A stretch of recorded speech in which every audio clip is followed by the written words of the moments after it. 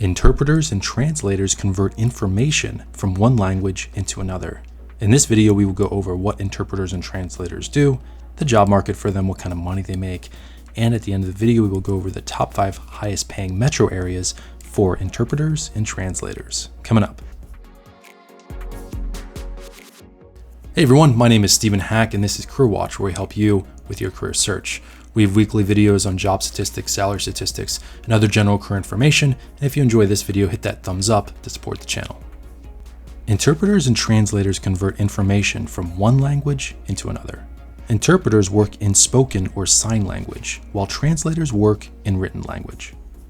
Let's first go over interpreters. There are 3 different interpretation modes. Simultaneous interpreters convey a spoken or signed message into another language as someone else is speaking or signing. Consecutive interpreters convey the speaker or signer's message into another language after they have stopped to allow for interpretation. And the third kind is sight translation interpreters, who provide translation of a written document into a spoken language. Translators are different. The goal of a translator is to create a written document that is identical to another in a different language. There are many different kinds of translators and interpreters. Community interpreters work in community-based environments and are needed at parent-teacher conferences, public meetings, government agencies, and more. Conference interpreters work at conferences all across the country, providing access to non-English speakers. Medical interpreters and translators work in hospitals and other healthcare settings. And sign language interpreters provide communication between people that are deaf and other people that can hear. There are many different interpreters and translators even beyond this initial group. To become a translator or interpreter, you typically first need a bachelor's degree, but this isn't actually required. In fact, according to the government in 2017, 2% of interpreters and translators didn't even have a high school diploma. About 15% have a high school diploma or an equivalent, 24% had some college, 16% had an associate's degree, and the majority, 43%, had a bachelor's degree. So higher education helps, but it is optional for this occupation. So where do translators and interpreters tend to work? About 33%, a majority, work in professional services. 22% are self-employed, 18% work in education. This would be like K-12 schools or colleges and universities. 8% work in hospitals, and about 6% work for local, state, or the federal government. Of these different groups, professional services on average pays the most, with the average base salary of around $58,000 per year. Government is next with a base salary of around $57,000, hospitals around $51,000, and education around $50,000. And these are base salaries, so they do not include bonuses or overtime. Notice that I didn't include the incomes of self-employed interpreters and translators. This is because the Department of Labor doesn't track this. The IRS probably does, but the Department of Labor doesn't track this, and they definitely don't make it public information.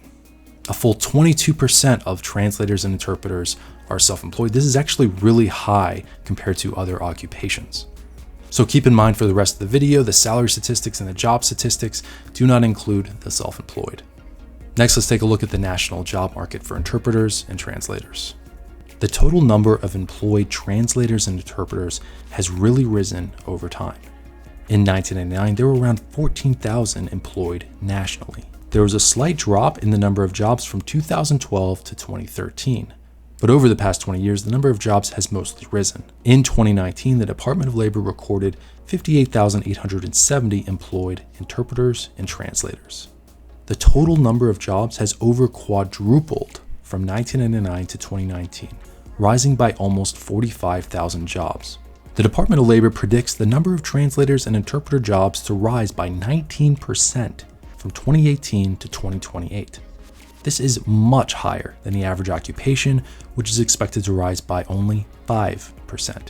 This forecast is due to increasing globalization and a more diverse United States population. Frequently translated languages in the United States include French, German, Portuguese, Russian, and Spanish. Also, demand for American Sign Language is also expected to rise with the increasing use of video. As more and more international trade occurs, especially in emerging markets such as Asia and Africa, there will be a greater need for interpreters and translators. Some people are concerned that more and more people are using computers to automate translations and interpretations. But many experts believe that computers are not even remotely there yet. They cannot produce translations and interpretations of high enough quality. Next, let's take a look at what translators and interpreters tend to earn. In 1999, the average base salary was recorded at $29,450. By the year 2019, the average base salary had risen to $57,000 per year. So wages rose for interpreters and translators by about $28,000 from 1999 to 2019, and this figure doesn't include overtime. These are base salaries. This is how the pay breaks down in 2019. A starting salary would be anywhere under $28,000 and up to around $37,000 at the 25th percentile, and this would depend on the industry, the area of the country, and the experience. But how much do the top 10% of interpreters and translators earn? The top 10% start at around $94,000 and go up from there.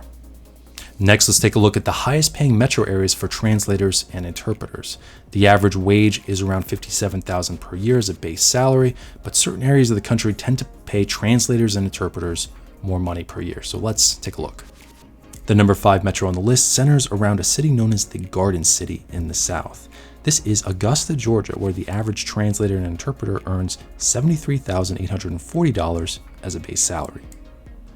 Next, we are headed to the Northeast quarter. We are headed to America's biggest city, the Big Apple, New York, where the average translator and interpreter earns $77,800. Number 3 on the list is located in the Southwest. It is located around the live music capital of the world. That's what people call it. It is Austin, Texas, where the average translator or interpreter makes around $78,000 per year. Next, we are headed to the West Coast. We are headed to the Bay Area. Number 2 on our list is San Francisco, California, where the average interpreter or translator earns around $78,250 per year. And number 1 on the list is the nation's capital. It is Washington, D.C., where the average translator or interpreter earns $78,640. Those are the 5 highest paying metro areas for translators and interpreters in the United States. Are you interested in becoming a translator or interpreter? Let me know in the comments below. Have a great day, and I will see you next time.